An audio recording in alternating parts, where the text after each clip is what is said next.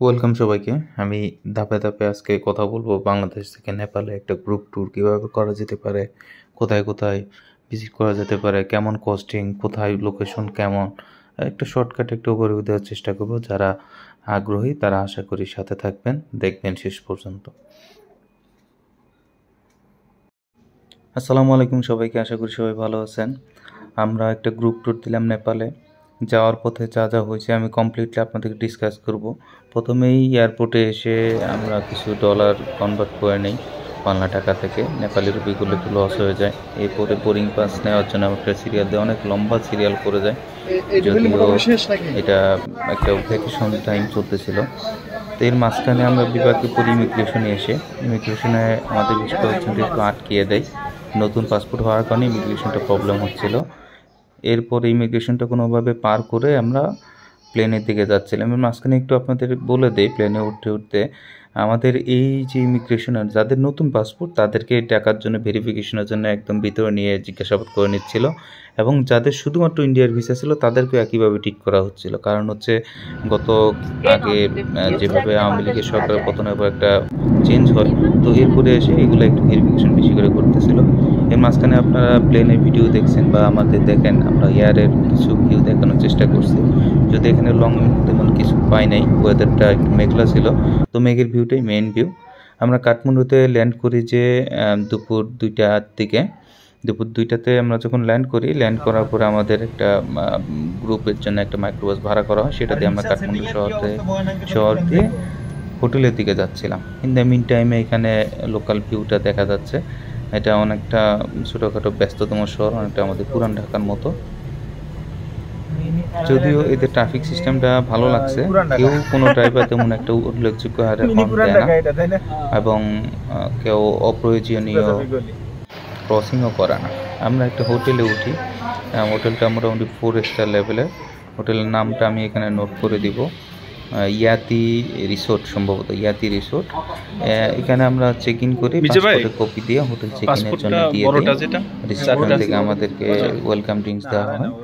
আমরা ফ্রেশ ট্রেশ হয়ে লাঞ্চের জন্য চলে আসি, যদি লাঞ্চ করতে করতে দেরি হয়ে যাচ্ছিল। আমাদের লাঞ্চ টাইম শুরু হয় 4:30 পরে।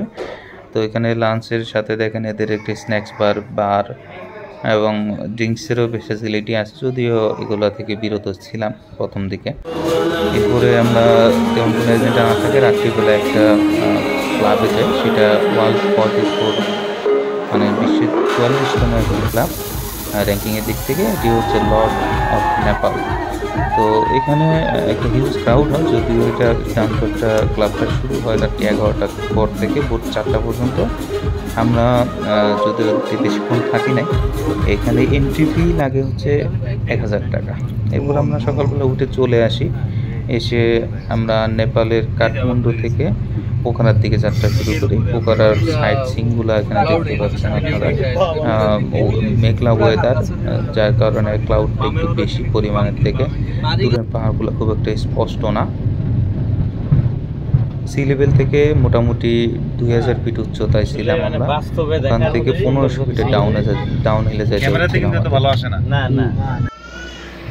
যাত্রাপথে আমরা একটা টি ব্রেক দিলাম ট্রিপল ক্রাউন রিসোর্ট নামে। এখানে আমরা কফি খাইলাম, আর মেইনলি হচ্ছে একটা ভালো একটা ভিউ দেখে ব্রেকটা দেওয়া। সাইডে পাহাড়, এপাশে পাহাড়ের উপর মেঘ, আবার এপাশে পাহাড়ের উপর মেঘ, এই পাশে পাহাড়ের উপর ব্লু স্কাই। এখানে রুপটপ কফি আছে হাউস, ওখানে আমরা স্পেন্ড করলাম কিছুক্ষণ। গুড প্লেস, জানি না জায়গাটা কোথায় এটা, বাট রোডে পড়ছে, পোখারা রোডে,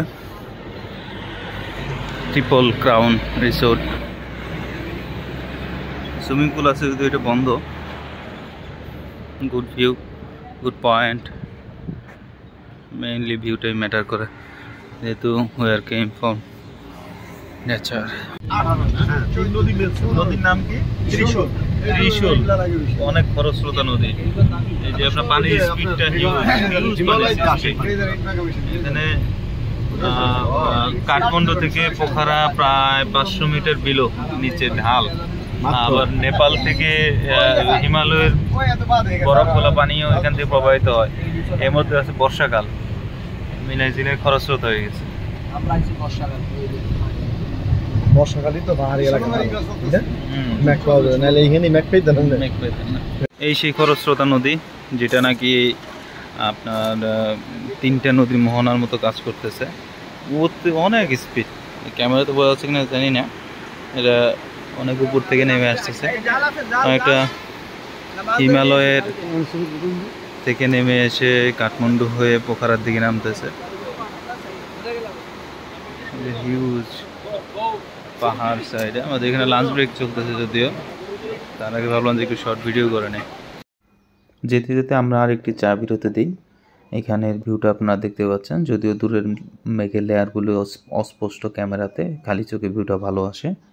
এখানে একটু বলে রাখি, নেপালে ভিজিটের জন্য লোকাল ড্রাইভার যেটা আমাদের বললো যে মেইনলি হচ্ছে সেপ্টেম্বর অক্টোবরের এই সময়টা থেকে ফেব্রুয়ারি মার্চ, এই টাইমটাতে নেপালের জন্য বেস্ট ট্যুরের জন্য। পোখারা পৌঁছে আমরা হোটেলে উঠি। যেই হোটেলে আসি সেই হোটেলের এটা হচ্ছে ডাইনিং স্পেস। সামনে আছে lake view point. Lake view, এটা নাকি নেপালের দ্বিতীয় না প্রথম বৃহত্তর লেক।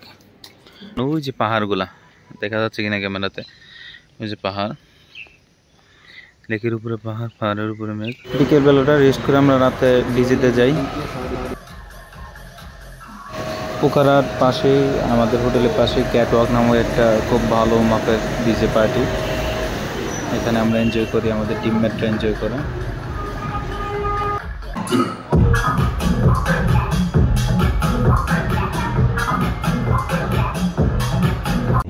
এই জায়গাটার নাম কি? World piece pagoda. অটো গিয়ারে চলবে না, ম্যানুয়াল গিয়ার। ওই ছোট ছোট ঝর্ণা দেখা যাচ্ছে। ওয়ার্ল্ড পিস প্যাগোডা রোড, ওই যে সিটি, মেজর সিটি। গিয়ারে গাড়ি অটো গিয়ারে সব না না না তাই যায় আছে, ওই যে B2ES ও EDS যাওয়া যায়। यहाँ पे देख सकते हैं। সকালে উঠে আমরা ট্যুরের উদ্দেশ্যে বেরো, যে স্পটগুলো দেখবো, এটা হচ্ছে একটা প্যাগোডা রোড। আমরা যাওয়ার সময় দাঁড়াবো।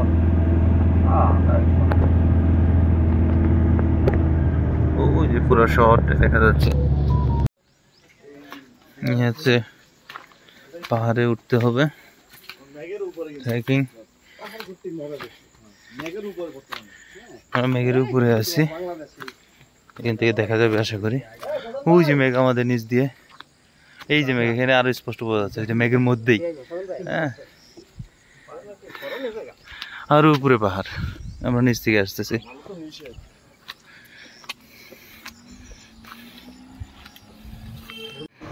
এটা হচ্ছে লেক ভিউ পয়েন্ট। আমরা যেখান থেকে, যে হোটেলটা থেকে লেক দেখাচ্ছিলাম, ওইটার ভিউটা এখান থেকে স্পষ্ট। ওই লেকের পাশে আমরা একটা হোটেলে অবস্থান করতে। এইটাই ওইটা।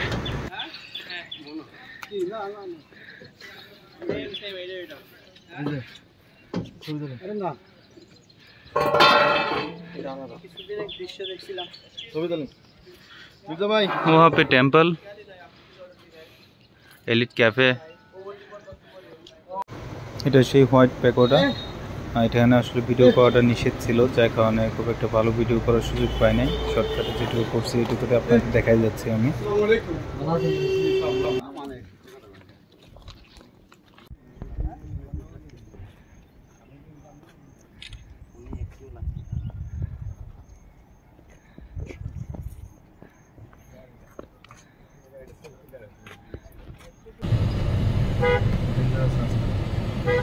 এক পাশে পুরা শহর, আরেক পাশে পাহাড় কেটে কেটে।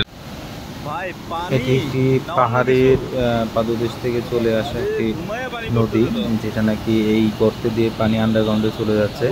এটা কোথায় যাচ্ছে, কোন দিক দিয়ে বেরোচ্ছে পরে আর এটার ফেস নাই।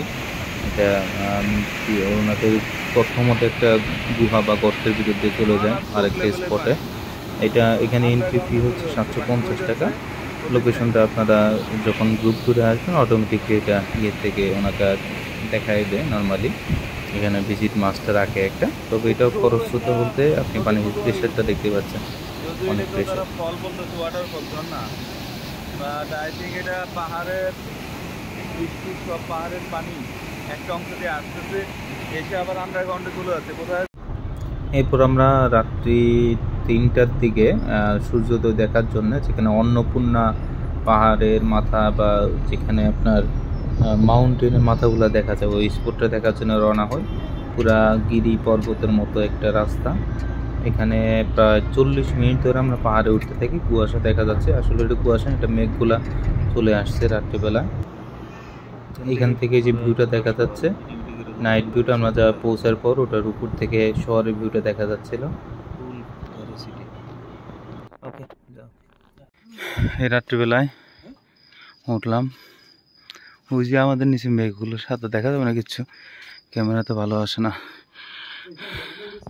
টেম্পল, জায়গার নাম জানো কি বস? জায়গার নামটা কি জানো? ওই যে কি জানি সাইনবোর্ড দেখলাম, টপ হিলে আছি আমরা। আধা ঘন্টা 40 মিনিট ধরে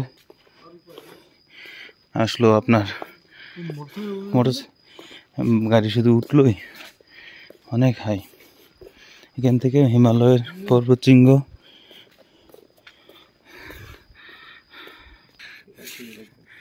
সূর্যের আলো যখন পড়বে হিমালয়ের উপরে তখন এই পাশ থেকে ভিউটা উঠা দেবে। এখন বাঁচতে হচ্ছে আমাদের সময় ভোর 4:45।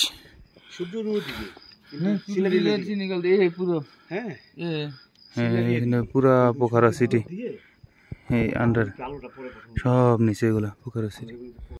এখান থেকে অন্নপূর্ণার ভিউ থাকার কথা এই সময়, কিন্তু দুর্ভাগ্যবশত ওই পাশে কালো মেঘ থাকার কারণে বরফে আচ্ছন্ন পাহাড়টা দেখা যাচ্ছে না।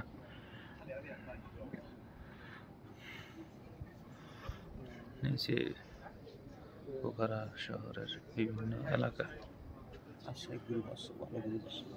ब्रदर उसका नाम क्या है? उस माथा पुछरी का शीरे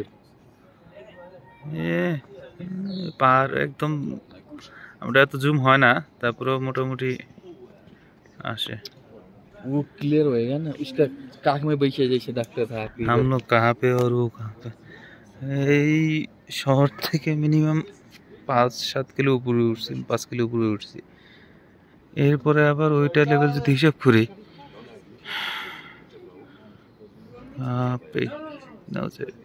আমরা এই লেভেলে খুঁজতেছিলাম পাহাড়, ওই লেভেলে, ওই পাহাড়ের এই লেভেলটাতে, কিন্তু পরে যে দেখি এই লেভেল দূরে কথা, তার উপর লেভেলে এই যে আসতেছে, এখন আসতেছে ও আইস কা বরফ। এই বরফের মাথাগুলা সাদা দেখা যাচ্ছে, কিন্তু এই পাহাড়ের মাথাগুলা আপনি জুম করলে তো বোঝা যাচ্ছে। पूरा ढाके आ रहा है नीचे মেঘ, ये भी बंद कर देगा। এই যে মেঘ, মেঘ চলে আসতেছে, একটু পর বন্ধ হয়ে যাবে কিছুক্ষণের মধ্যে।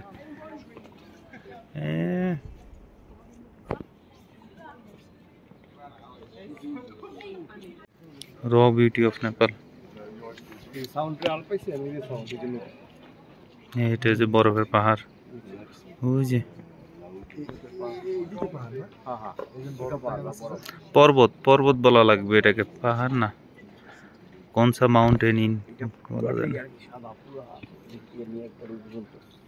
দুর্ভাগ্যজনকবশত আমরা মেইন ভিউটা দেখতে পাই না, তবে আমরা এখন কুয়াশার মধ্যে, কুয়াশা না সরি মেঘের মধ্যে আছে। তো শীতকাল না, বর্ষাকাল, তো আমরা মেঘের মধ্যে হাবুডুবু খাচ্ছি। তো সারা রাত আমরা ডিজে পার্টি, ওখান থেকে সানরাইজিং ভিউ দেখে রওনা হয়েছি কাঠমান্ডুর উদ্দেশ্যে। প্রায় 8 থেকে 9 ঘন্টার জার্নি। তো 1 মিনিটও হয় নাই, চেষ্টা করব বাসে ঘুমানোর, কিন্তু সর্বশেষে এসে দেখি এখানে ঘুমানো সম্ভব না। মিনি বাস ছিল যেখানে কমফোর্ট না থাকাতে দিনটাও নির্ঘুম কাটে। সাইট সিন দেখতে দেখতে আমরা চলে যাই।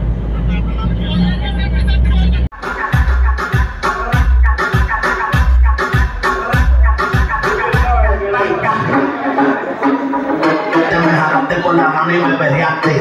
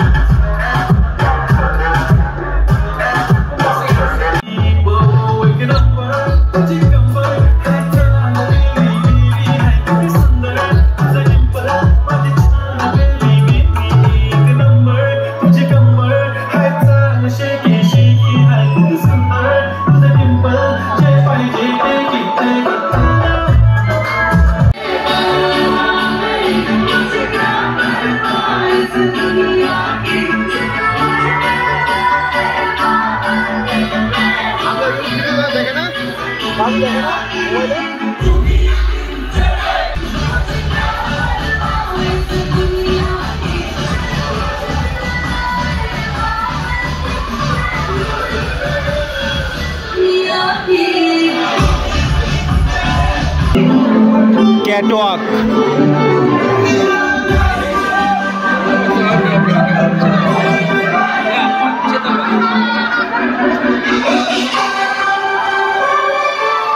शीशा बार ओपन बियर चैनल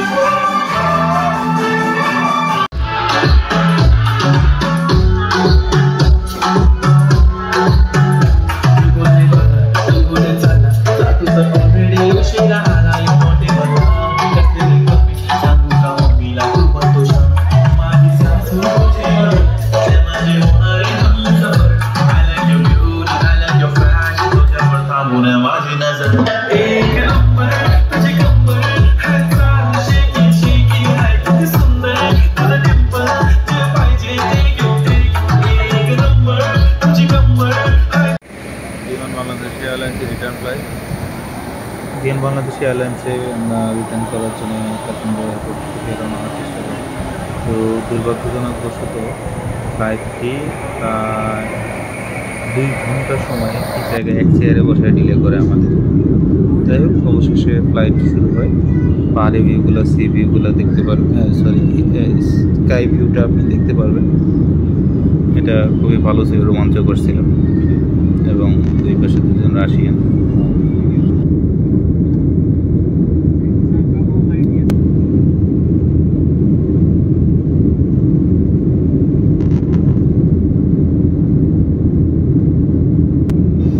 যেহেতু বৃষ্টি ছিল, ফ্লাইটে ডিলে হয়েছে, যার কারণে আমরা মেঘটাও খুব ভালো পেয়েছি দেখার মতো, মেঘের লেয়ারের উপরে অংশ দিয়ে।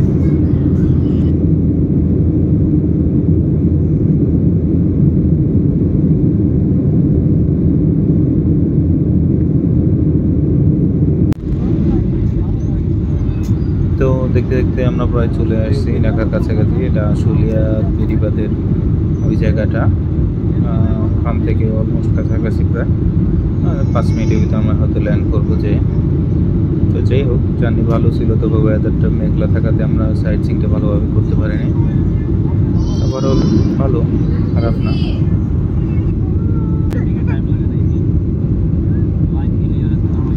সো আমরা ল্যান্ডিংয়ের আগ মুহূর্তে ল্যান্ডিংটা পুরাটা ভিডিও করছি আমি, যেহেতু এখানে প্রি কাট করে অ্যাড করতেছি শর্টকাটে শেষ করার স্বার্থে। দেখতে পারবেন এখন এটা অনেক বড় হয়।